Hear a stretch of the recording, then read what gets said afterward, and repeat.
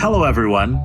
I'm Reese Blair, your host of Impact, the new investment management podcast series from Deloitte. Impact brings you hot takes and fresh perspectives from top experts in the industry. Whether we're discussing issues like regulation, recession, or resiliency, we'll take a deep dive from the latest news, trends, and challenges facing investment management professionals. Our mission is to help you focus on investing in what matters. So, tune in, learn something new, and walk away with insights that will help you make an impact on the IM industry and the world around you.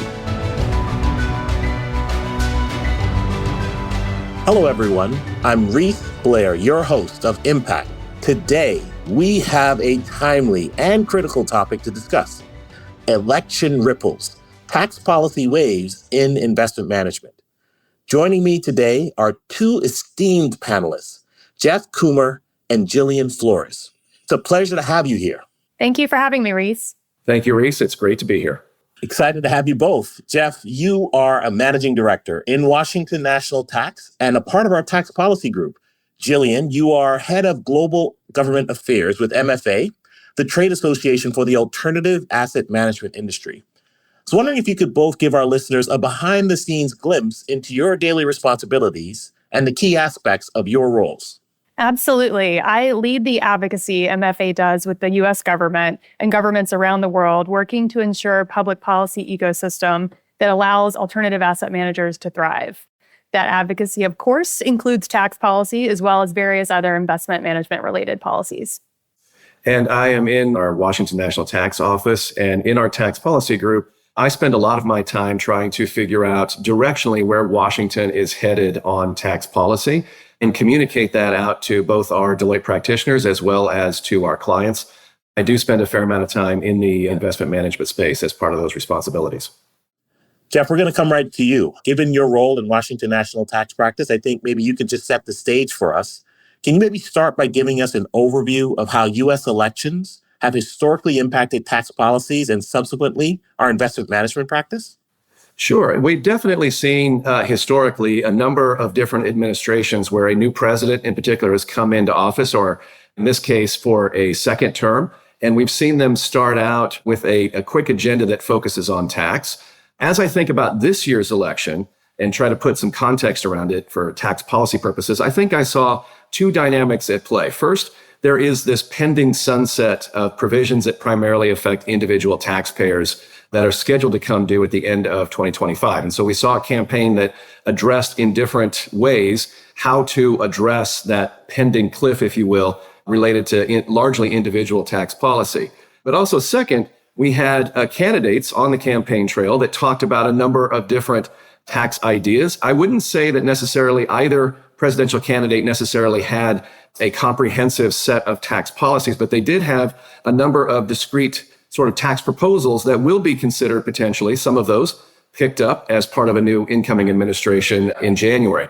The only final point I would make here is that, yes, while U.S. elections can drive tax policy developments, we do have to remember that a presidential campaign can talk about tax policy, a White House can propose changes to the tax code, but it's ultimately Congress is where all of the action will reside. And so that's what we'll be watching and paying attention to as we turn the corner into 2025. What are the governing majorities of the parties in the House and the Senate? How narrow are those? How do those impact that legislative process? What are the different moving parts? Those are some of the moving pieces. Just remind ourselves that at the end of the day, Congress is the ultimate arbiter on a lot of these conversations that we'll have in the tax policy space. That's a great overview, Jeff. I really appreciate that. Jillien, I want to come to you.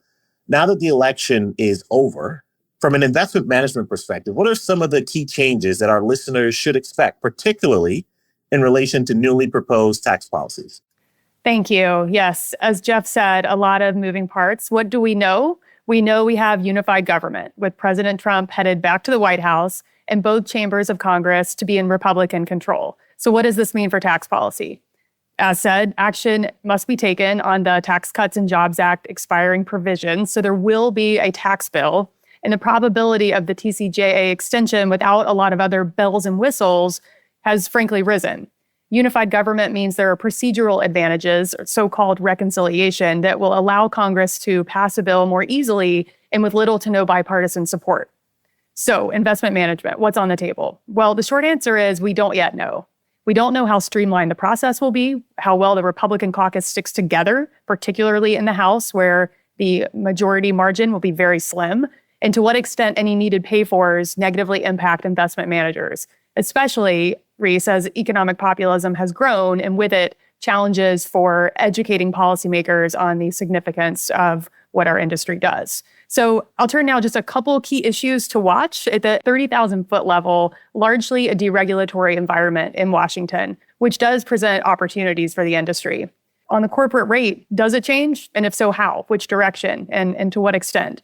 Infrastructure spending, tariffs, overall trade policy, and revisiting TCJA components like the SALT cap. Hopefully, we don't see things like a financial transactions tax or the taxation of unrealized capital gains or changes to carried interest even. Jillien, really appreciate that industry lens, and thank you for weighing in there. I think we're going to start to use a lot of water analogies, saying that we're talking about election ripples. So we're going to delve deeper, Jeff, into some specific tax policy areas, and I'm really focused here on individual tax policies, right? We want to get your sense for what does the election impact possibly have on investment behavior and strategies of individuals? So, Reese, thank you for that intro into the individual side of this conversation that we're having today. If we go back to the tax law, the Tax Cuts and Jobs Act, when it was originally enacted in 2017, it was clear that at the time, policymakers set that law up to provide permanent tax reductions and tax relief on the business side of the ledger, but made the individual provisions more temporary so that they could potentially be revisited again in the future. So what we have are a core set of tax increases that otherwise will occur beginning in 2026 if they are not addressed by a Congress and a White House next year. And more specific to that, we're looking at marginal rates, for example. A top marginal income tax rate would revert from 37% back up to 39.6%. There are charitable contribution rules that would otherwise become more restrictive in the future. We'll see that SALT cap, that conversation around that $10,000 limitation on the deductibility of state and local taxes. There's mortgage interest limitations, which maybe are a good thing in the sense that both the SALT cap and the mortgage interest limitations, if they were to sunset, would actually be more beneficial treatment for taxpayers. But other changes will result in tax increases. There's a miscellaneous itemized deduction floor. The standard deduction, which is doubled today, would revert back to prior law. The doubled amount for gift tax exclusion amounts would revert back to the law as it existed prior to 2017. And then there's that 199 cap A deduction, which is designed to provide essentially an effective tax rate parity for business pass-through income to equal a 21% corporate statutory tax rate.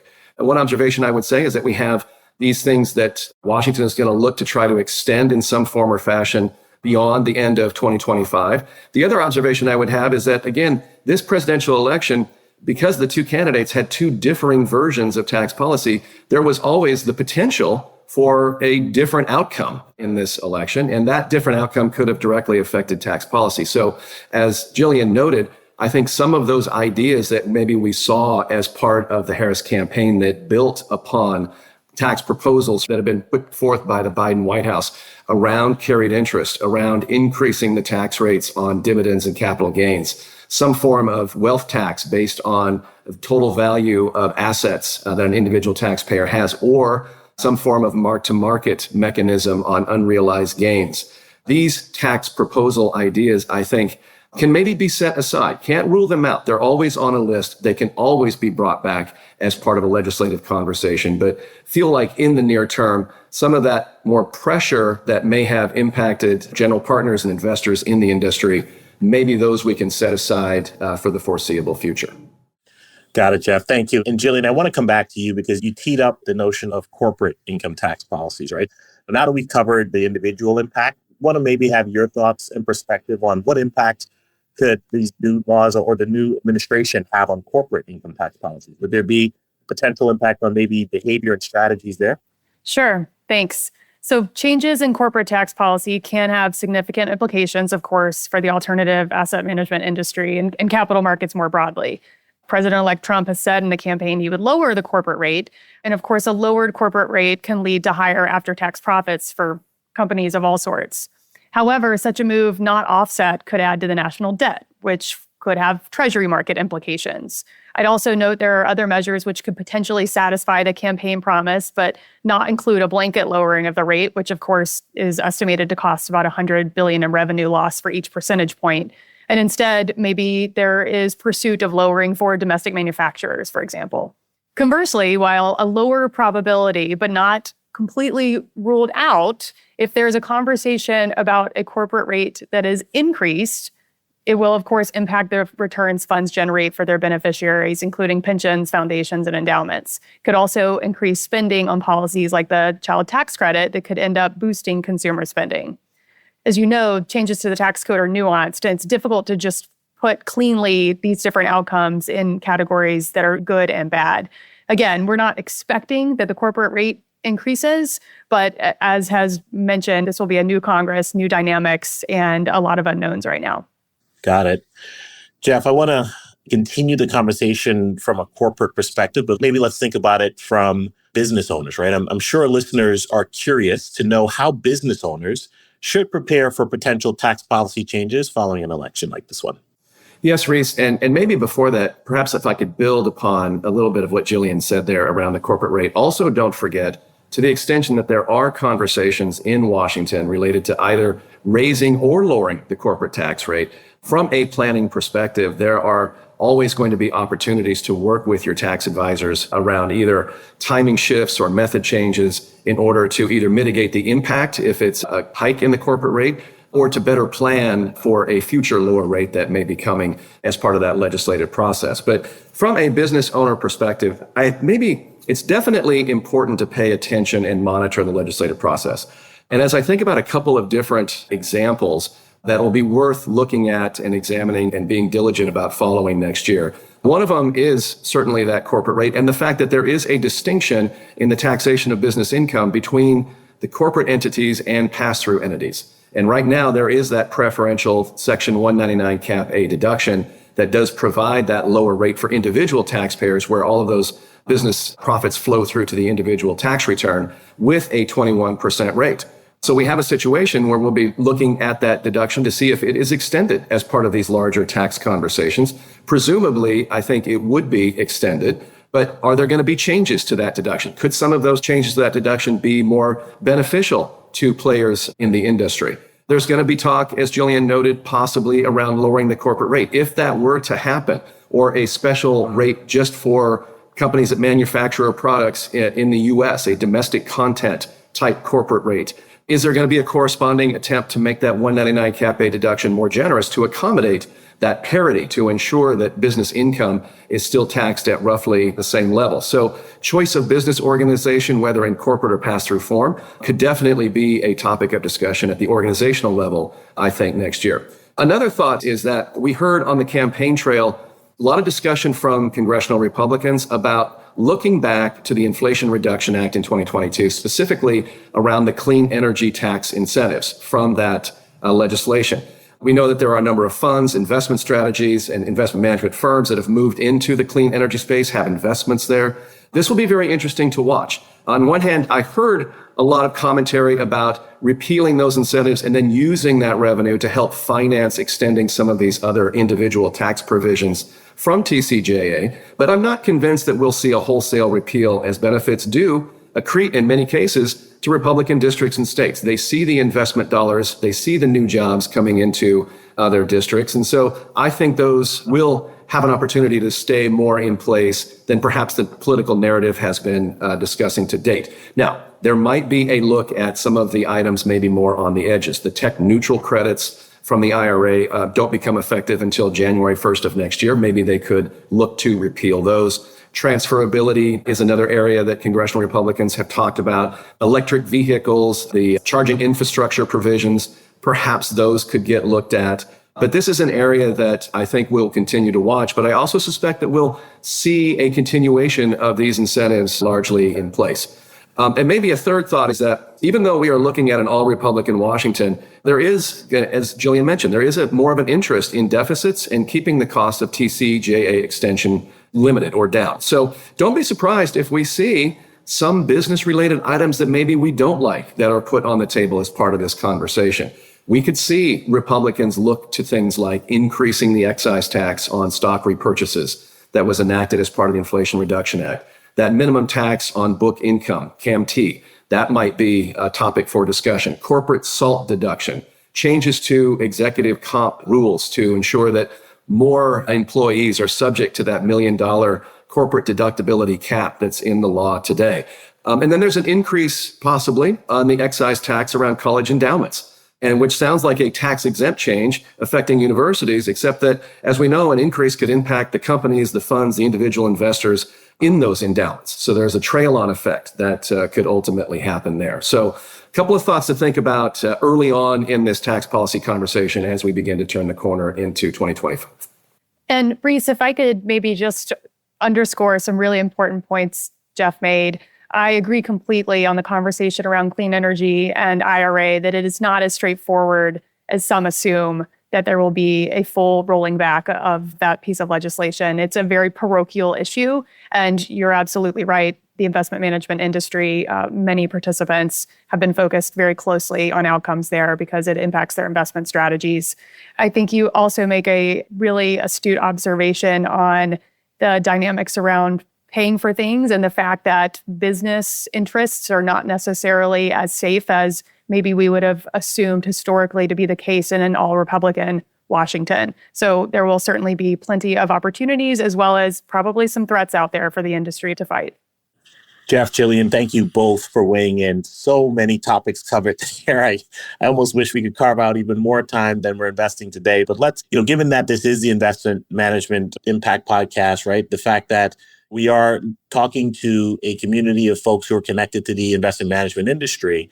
One of the things I'm curious about, again, zooming out from everything we just talked about and maybe double clicking on something specific to this industry, I'm curious because I'm seeing a trend in the space of democratized investments. And so I'm just wondering if I could get maybe both of your perspectives, if both of you could maybe weigh in, or either one of you could weigh in on what do you think, or how do you see the election outcomes and potential tax policy changes influencing this trend that we're seeing towards democratized investments? Sure. Maybe I can take an initial stab at that, Reese. You're touching on a really important policy topic that I think will be explored pretty extensively over the next few years. The so-called retailization of investment and alternatives has been on the rise for a number of years now, but a Republican administration will likely seek to further democratize access by exploring expansion of the accredited investor definition and by potentially adding greater clarity to the extent which defined contribution plans can hold alternatives in, say, a 401k target date fund.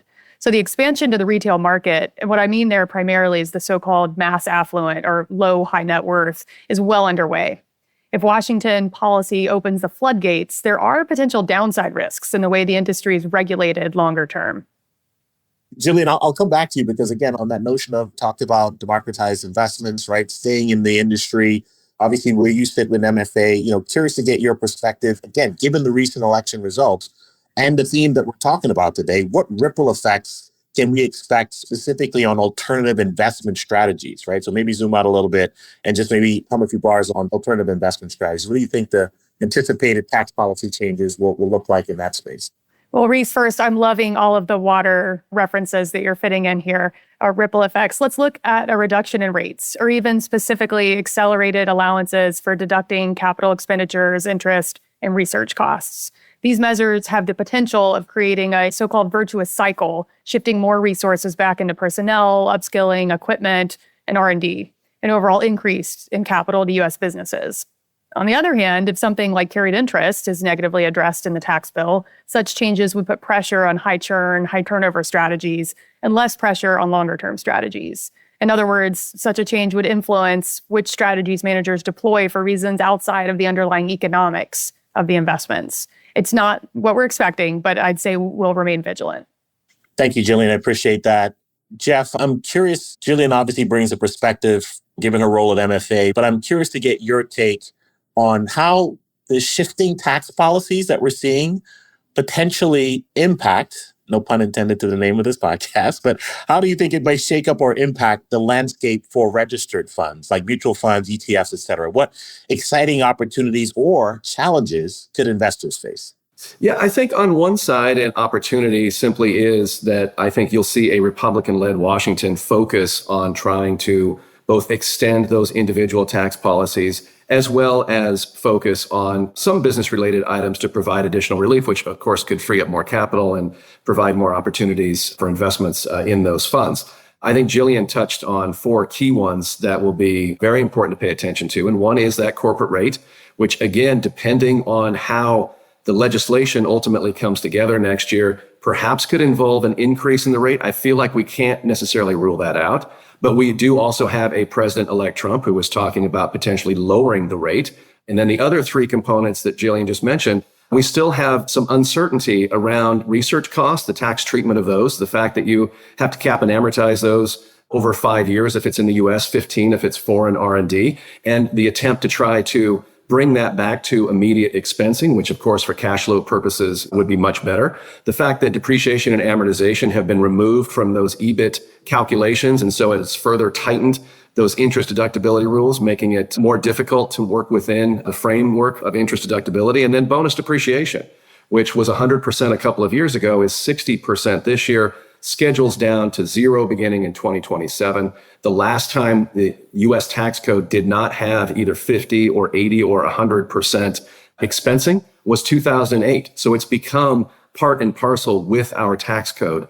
And so those 3 items and the fact that they were left off of, at least to date, legislative efforts this year and essentially pushed into next year's larger tax conversation, being diligent, keeping track of those are key ones, I think, for the business community, because they will, to the extent they impact businesses, it does layer into the members in those funds and ETFs. Thank you, Jeff. I appreciate that perspective from the registered space.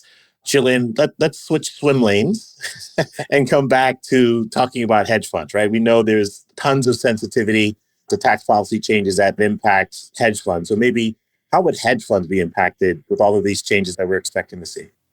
Great question. I might just rewind before getting into the hedge fund specific dynamics back to my points around retailization, because I think they also tie into what Jeff just shared on the implications for mutual funds and other registered investment company vehicles. There is a convergence and a lot of hybrid strategies being used in the alternatives space right now. And I think we could expect to see more mutual fund-like and ETF-like wrappers with alternative-like products inside of them for a lot of reasons, to expand investor base, but also because of some of the tax efficiencies. So there is a nexus there.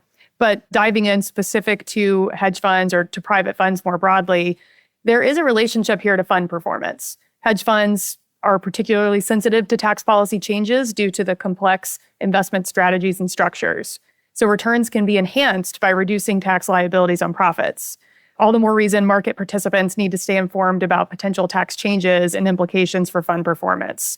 And we need to ensure our industry is not viewed as an easy solution if policymakers do seek pay-fors to offset the extension of TCJA or other costs. Thank you for that, Jillien. Let's move beyond our shores and follow these ripple effects to the oceans around the world. What are the potential implications of this election outcome on international investments and global tax policy? Sure. I'll start by saying that the conversation around these important topics tends to ebb and flow. I couldn't resist fitting in my own water reference. Well done. We at MFA, we're a global organization, as you know. So we have offices in the US as well as in London and Brussels, and we do follow these dynamics very closely. So trade agreements, tariffs, and international tax regulations are all expected to be in some way revisited in the upcoming administration, which could impact supply chains, multinational corporations, and global tax reforms. Changes could also have an impact on economic indicators and related monetary policy decision-making here in the US. I think it'll be worth watching dynamics with the OECD efforts to coordinate the global minimum tax and any potential repercussions on cooperating multinational companies.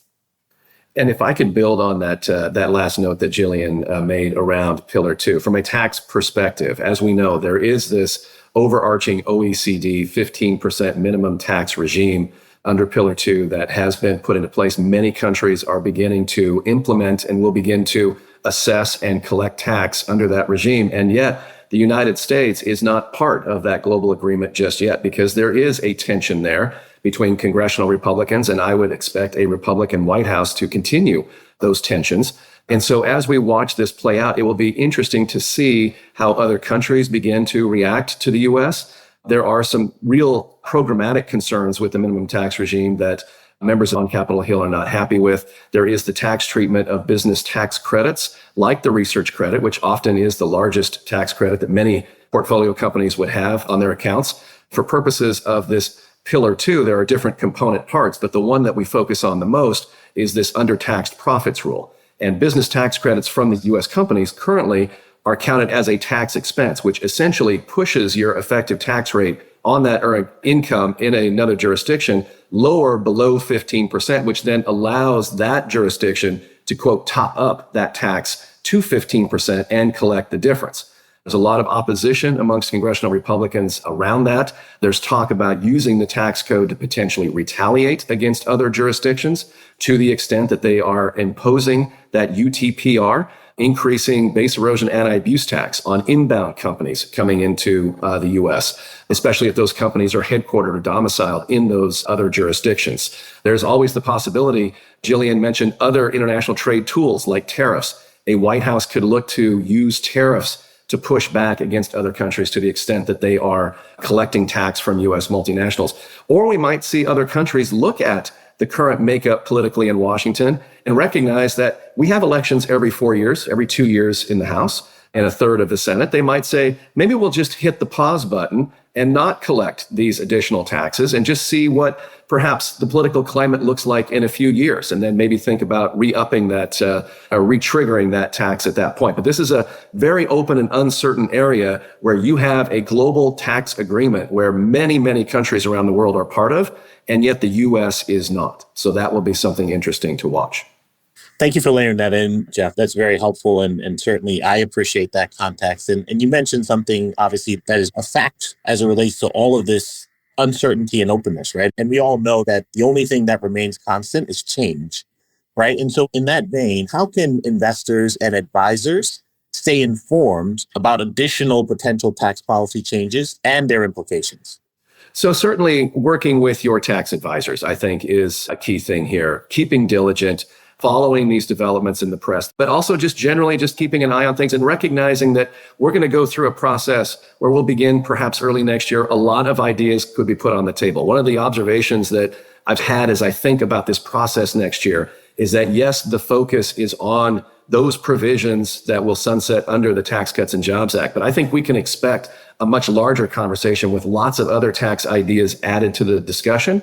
Some of those tax ideas might be things that we like. Some of those tax ideas might be things that the industry doesn't like. And so just watching and tracking and being diligent in your management of what's going on, I think, will be a key component of the process. Thank you for weighing in there, Jeff. We are coming to the tail end of this conversation today. And listen, I tried as best I can to not boil the ocean here because there's so many things to cover in a relatively short period of time. And hopefully this whet everyone's appetite. I can do this all day, guys.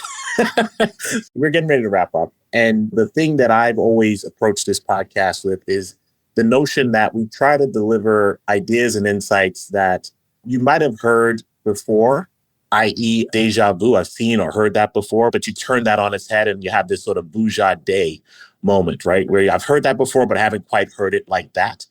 And so again, while we're not going to boil the ocean here, while we're not going to try to tackle too many things all at once, I do want to try to maybe just close with some final thoughts on the potential impact of these recent elections and what they will have, the impact they will have on the investment management industry and the listeners. Something that we haven't talked about, something that you just want to leave with our listeners before we wrap up here today. Sure, I can start. We are just swimming in interesting points on this podcast. It's been really fun to go through all of these important topics. So some things that may be less obvious. The assumptions we have made about the parties for decades are changing. The playbooks that have been used in the past need to be thrown out and re-envisioned. Populism's on the rise in the GOP. It's not safe to assume that Republicans or any policymaker will pursue business-friendly policies. The realignment means that making predictions about policies either party will pursue is a fraught endeavor. And this is why it's more important than ever to educate policymakers across Capitol Hill and beyond on the critical role investment management plays in the economy. But the populism also amplifies the very tight margins of the majority party in Congress, which we've mentioned earlier, particularly in the House. Each member essentially has the ability to throw larger bargains off course, which could result in a bucking of the conventional wisdom that assumes Republicans, relative to divided government, will be able to more easily and quickly agree upon a broad tax package. It could take longer.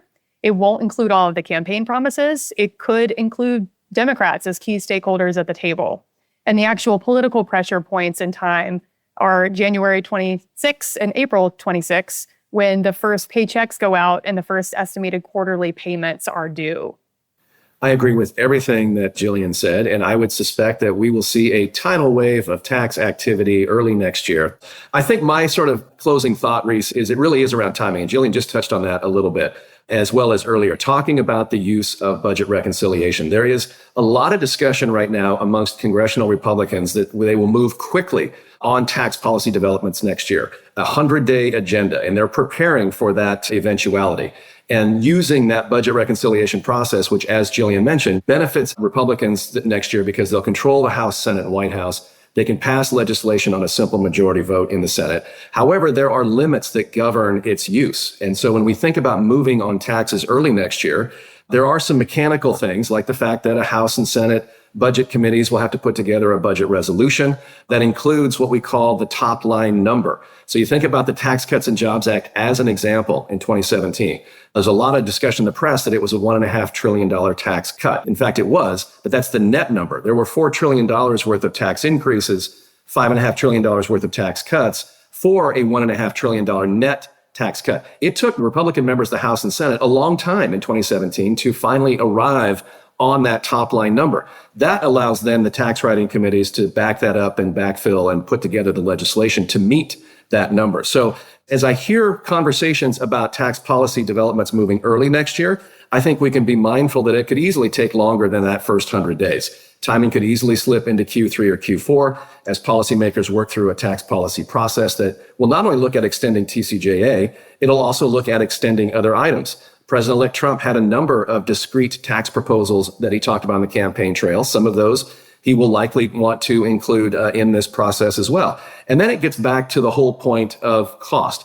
If extending current law is about a $4.5 trillion number, how do you assume when you have members who are focused on deficits and debt financing, long-term deficit impacts, how do you think about financing that? Is it as simple as finding a lot of tax increases? That doesn't feel like there's $4.5 trillion worth of tax increases there. Is some of this further deficit financing? And what is that number? Where could members get comfortable with adding some additional cost of that extension to the deficit? Do we see an extension of TCJA, but only for a few years? Budget reconciliation works off of a 10-year budget window. But as we know, in order to make those numbers work, sometimes you see sunsets of provisions. So they assume that there will be an increased collection of tax in those latter years. Could there be spending cuts as part of this conversation? Do tariffs play a role? Will there be an attempt to utilize, quote, dynamic scoring as part of this, to assume that by creating a more beneficial and advantageous tax landscape, that will ultimately result in more economic growth, which then results in further tax collections coming into Treasury? If we get to the end of next year and we're not quite finished yet, do we see an extension of TCJA for a short period of time to give policymakers, Republicans in the House and Senate, more time to bring this total deal together? Or do we see even a temporary sunset with the promise that we end up with changes that are retroactive back to January 1st of 2026? Although Jillien makes an excellent point. For W-2 workers, you're going to see an increase in that biweekly pay period in January. For companies, it's going to hit you on that first quarter estimated tax payment. So a lot of moving pieces. A lot of different items, I think, will be brought into the discussion, but timing will be a thing to watch. Expect a lot of activity next year early, but perhaps be prepared for this to be a more drawn out tax policy conversation on Capitol Hill. Wow. Today's conversation was so many things. We said it was timely, we said it was critical, but from my perspective, technically rich and thought-provoking. Right? You both dropped so many gems today, and I just can't thank you, Jillien. Thank you, Jeff, for your valuable invaluable insights today, quite frankly. I certainly have learned a lot. I'm probably going to have to go back and listen to this one a couple more times because this was definitely a really technically rich, technically dense conversation today. And so I certainly hope our listeners learned a lot today too. Your perspectives, your expertise was on full display today, and it certainly enriched my perspective and perceptions, and hopefully it did the same for our listeners as well.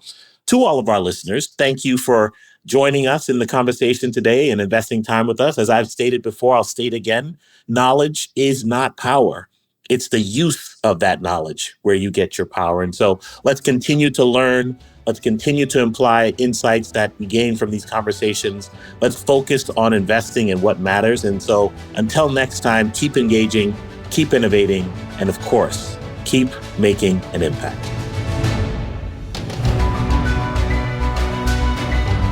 Thanks for joining us for today's episode. Be sure to listen to Impact each month. You can find us on Deloitte.com, Apple Podcasts, Stitcher, Spotify, or wherever you get your favorite podcasts. Simply search IMPACT. For more insights on investment management, visit the investment management page at Deloitte.com. You can also connect with me on social media. Just search Reese Blair on LinkedIn. Until we meet again, keep making an impact.